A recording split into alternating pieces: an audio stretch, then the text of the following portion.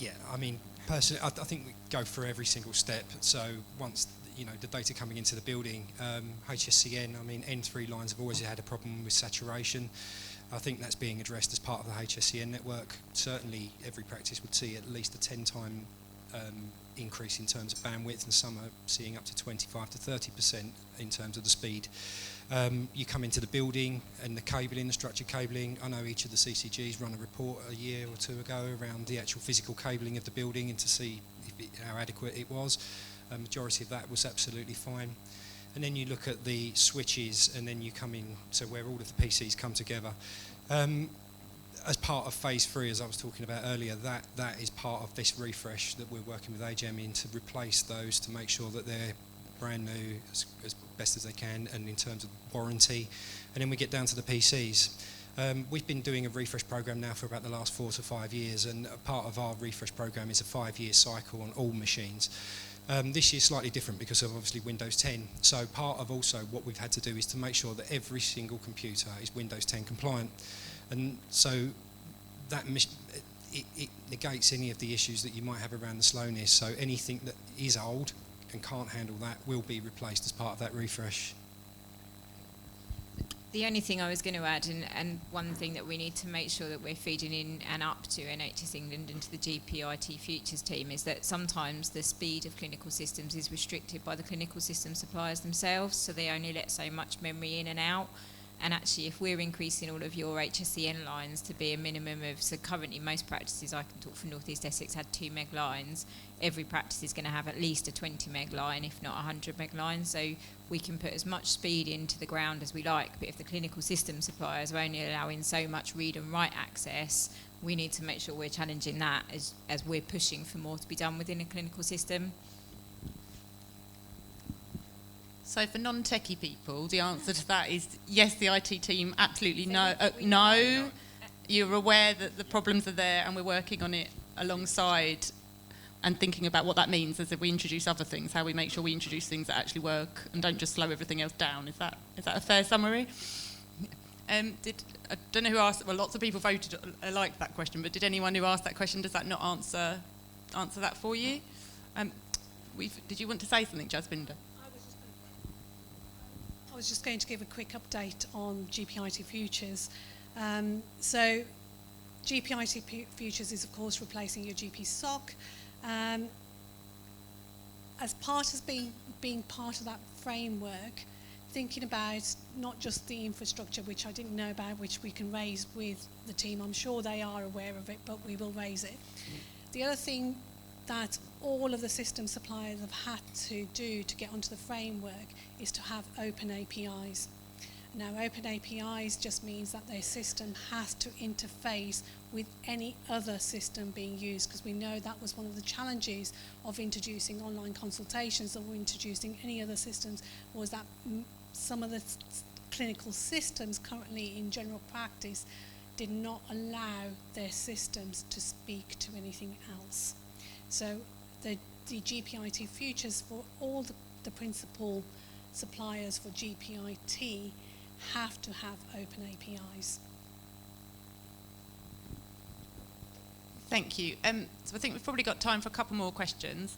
I just was going to pick up one of the comments on here, which is about how do we improve trust in the NHS app when it's only got a rating of 2.5 stars on the App Store. And there's another question later on, which is about what are we doing locally and what are NHS England and NHS Digital and NHSX doing to promote all of these tools. And I guess the answer to that is there is a whole kind of communication and engagement plan in place. We receive a load of products and information to use from the national teams, but locally, certainly in our area, we are thinking carefully about when we want to start heavily promoting these things, because we know if you look at the NHS app now compared to 3 months ago, compared to when it was first launched in May for our area, it looks quite different, and it's working a lot better every time. But we also know that if people use it the first time and it doesn't work for them the first time, they might not go back. So that was my comment on the kind of communication bit. But Jasbin, did you want to comment on the development? So just taking on in terms of the communication bit, so there was a campaign that was planned for an NHS app, However, with everything else coming online as well, you've got online consultations, you've got digital first primary care, it was decided it would be better to hold back the NHS app communications and actually communicate to patients with a digital offer for primary care, because it's confusing enough as staff in the NHS to understand what's the difference between NHS app, what's the difference between GP online, what's the difference between online consultations. Trying to get patients to understand that is confusing, so we've actually held it back for two reasons. One, we're going into winter pressures at the moment, and secondly, we actually need to think about how do we consolidate some of our communications that is talking about the digital offer to primary care rather than individual systems or programs. In terms of the development, yes, there is a roadmap for the NHS app, and it is changing in the way it looks, and it will also change in terms of what it will be able to deliver. So there is on the roadmap an ability for it to converge with online consultations. It doesn't do it yet, but there is the ability that in the future roadmap it will allow you to actually access online consultations through the app as well, because we know a number of practices had raised the concern that you were allowing NHS app to do direct booking at the same time introducing an online triage system. So it depends on how you configure the system at local level. You can configure it so that when a patient goes onto the NHS app, if they want trying to book an appointment, that they get redirected to the online triage system first. Thank you. So I think we've got time for one more question. We've got two competing at the top of the list of votes. One of them's about would everything be fixed if the hospitals use System 1? I know everyone loves that question. Not all the practices use System 1 though, so there are answers to that, but I won't cover that. But I think probably for today's conference, the question about rather than reducing workload in GP practices, doesn't digital just shift workload instead? I think that's probably a very relevant question for everyone in this room. Has anyone, I've got some comments on that, but Laura, would you like to? It's a very good question, and I'm not sure it's one that we particularly have the full answer to. I think what I would say is while we're implementing this stuff, this is where we absolutely need to work with practices to understand if it's making the change, because if it's making your life harder, if it's making your life busier, then we're not doing the right thing and it's not working. So as you saw from my slide earlier, we've brought in online consultations and it asked the patient a question. What we're now doing is the assessment is, has that just opened up another avenue for patients to get into practices? So your phones you couldn't get through before, you've opened up another line of inquiry, and actually it's then about changing the behaviour and the mindsets of staff and patients. So if you can ask a question, you don't need the 8 a.m. rush. If you can do an online consultation, you might be able to see 4 patients in a 10-minute slot, virtually, obviously, rather than actually taking up a 10-minute slot, but it's going to take a time to see that behaviour change. So that is a very good question and an interesting question, especially when you've got a view of not just primary care, but all services. Whether it's shifting services from one to another, we're not seeing that shift, because if you think about it, the demand is exactly the same. So nationally you may say, well, if they didn't turn up because they couldn't get to the primary care service or the practice, what they ended up doing was either going to A&E or out of hours. So the demand is exactly the same.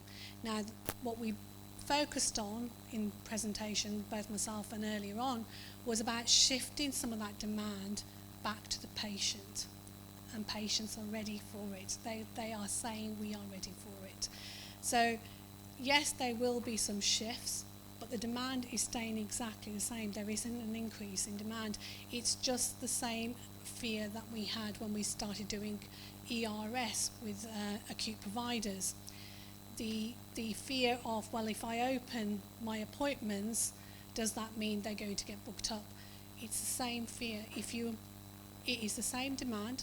At the moment, we know your patients, only about 20-25% have online access. So only 25% of your registered population can have access to your appointments online. And so we're not seeing huge surges of demand going up. But I'm sure we can look into it in more detail as that grows, but nationally we're not seeing huge demands. Thank you both. So I'm going to just wrap up and let us move on to lunch, because I can see it's all laid out there over for us. I guess this session for me has been us hearing a bit more about some of the very specific products that are actually there. So earlier we heard some stuff about some of the stuff that was going on and the opportunities to share and learn and network with each other to learn about that across the country. But I think we've heard about some very particular pieces of work going on in our area and more broadly in this session.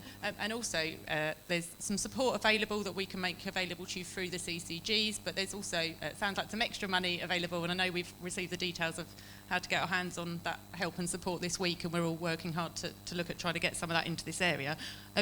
Before we go to lunch, I just wanted to do a bit of a reminder, so on Jane's behalf, to encourage you to go and talk to the My Care Record stand at the back and the IG teams. There have been a lot of questions on Slido about the My Care Record programme and a bit more detail about what it is, so please do go and talk to them. Obviously Laura's talked about GP and Me and Redmore Health. If you haven't spoken to them, they are a digital health programme. We've had some questions here about what is digital, what does it mean, what does it encompass, and I think if you go and talk to them, they're a company that cover all sorts of things: training, actual bits of kit, business change, working with patients, working with people in care homes, all sorts of stuff. So please do and go and talk to them.